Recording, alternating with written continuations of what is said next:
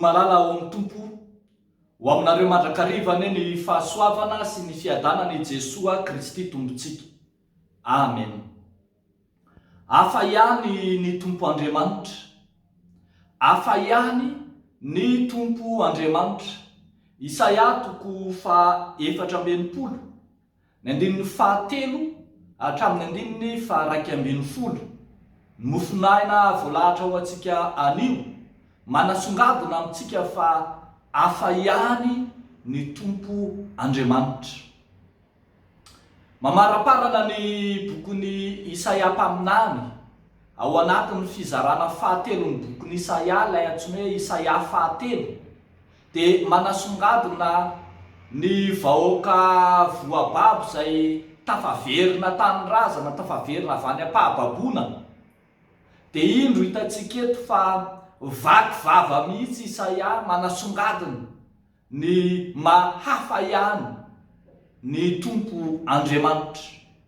Misy fampitahana atao mandrakariva hitantsika ao anatin'ity mofinaina ity, fampitahana an'ilay Andriamanitra miavaka, andaniny, be voninahitra, tsy misy toa azy, manana izay maha izy azy. Fa etsy ankilan'izay kosa dia asongadiny soratra masina eto ny olombelona izay mpivadibadika, marefo, mora malazo, tahaka ny tanimanga malemy ary mpanota mihitsy aza ambara. Tsy misy azo oharina amin'Andriamanitra. Izay no maha Andriamanitra tsy toa azy, izay no maha Andriamanitra azy. Hitantaratra izany teo amin'ny fiainan'ireto vahoaka niverina avy tany am-pahababona ireto. Hita ny ariary ilay fitantanan'Andriamanitra tamin'ny lasa rehetra. Hita ilay Andriamanitra nanafaka, ilay Andriamanitra tonga namonjy azy ireo.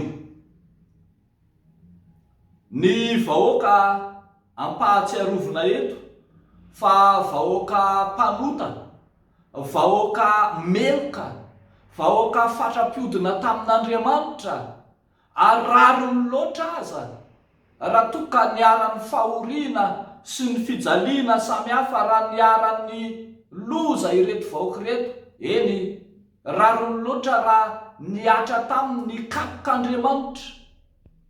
Dia hitantsika eo fa mainy tanàna, ravany manda, ravany tempoly, potika ny mahavahoaka azy, satria lavitra loatra an'Andriamanitra izy.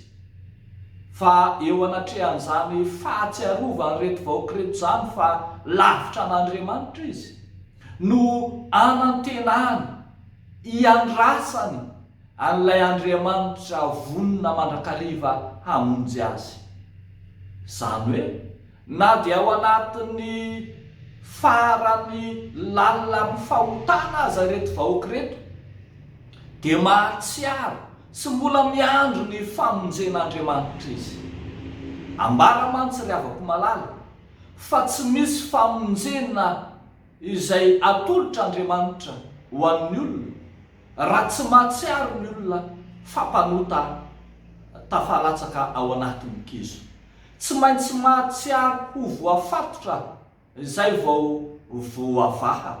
Tsy maintsy mahatsiaro ho ao anatin'ny aizina lalina mangitsokitsoko ny fahotana no manantena ny famonjen'Andriamanitra. Eto ary dia hitantsika ilay sary Andriamanitra tonga faingana, Andriamanitra tonga amin'ny hery, amin'ny tanjany, amin'ny voninahiny, tonga hanafaka ireto vahoaka reto. Ary zany fanafahana mahagaga zany no asongadin'ny Isaia 7, ny fizarana 7 amin'ny bokiny Isaia, lay Andriamanitra mamerina amin'ny laony ny fiainan'ny vahoakany, lay Andriamanitra mampamirapiratra ny voninahiny amin'ny vahoakany. Hitantsika eto eo amin'ny toko 7:20, eo aloha kely eo, dia ambara fa Andriamanitra vonona hanatritra ny lanitra ka idina hamonjy ny vahoaka, zany hoe hanambara fa hanakaiky ny vahoaka ka hanomboka ho foana tsy hisy intsony ilay elanelana eo amin'Andriamanitra sy ny vahoaka. Efa nataon'Andriamanitra tamin'ny lasy zany, raha tsaroana ny fanafahana tany Egipta fa izay, dia mbola ataon'Andriamanitra koa eto ankehitriny amin'ny fanafahana ny fahababoana 70 taona tany Babilôna. Fa mbola ho vonona koa Andriamanitra hiantoka ny lasa ny hoavy rehetra, ny amin'izay rehetra mangeja, ny amin'izay rehetra mamatotra, ny amin'izay rehetra tsy matanteraka. Dia mbola io Andriamanitra vonona hanafaka mandrakariva. Hafa ihany ny Tompo Andriamanitra. Tsy misy Andriamanitra be famondram-po tahaka azy, tahaka ny Jesosy Kristy. Tsy misy mpamela heloka tahaka azy, tsy misy vonona hizaka ny fahoriana zay niatra tamin'i Jesosy, afa-tsy Jesosy rery ihany. Tsy misy vonona hizaka ny heloka aho tahaka n'izay nataon'i Jesosy. Hafa ihany ny Tompo Andriamanitra. Ary zany nasongadiny nofinainantsika koa manantena miandry amin'ny Tompo Andriamanitra. Eto eo anatrehan'ny Tompo ny fahalemenao, ny fahotanao, ny mahatsinotsinona anao, dia hitanao fa hisongadina aminao ny voninahitr'Andriamanitra. Dia hoan'Andriamanitra ireriany ny voninahitra. Amen. Hivavaka isika.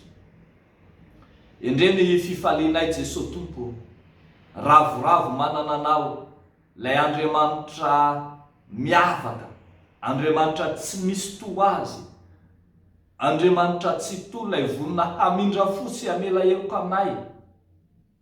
Izay tao anatin'ny fahotana lalina, tao anatin'ny aizona mangitsokitsoko ny tsy fahatanterana, kanefa noraisinao Andriamanitra ho isan'ny olom-boa vonjy ao aminao. Misaotra Tompo, ary etoko ny tondranay eo anatrehanao ny vahoaka marobe, izay rehetra mbola tsy mahatsiaro ny fahadosoany, izay rehetra tsy mahatsiaro ny heloka nataony, izay rehetra tsy mahatsiaro anao Andriamanitra ka variana sy sondriana amin'ity fiainana ankehitriny ity. Entinay mba hanana anjara famonjena ao anatrehanao izy ireny raha sitraka ao.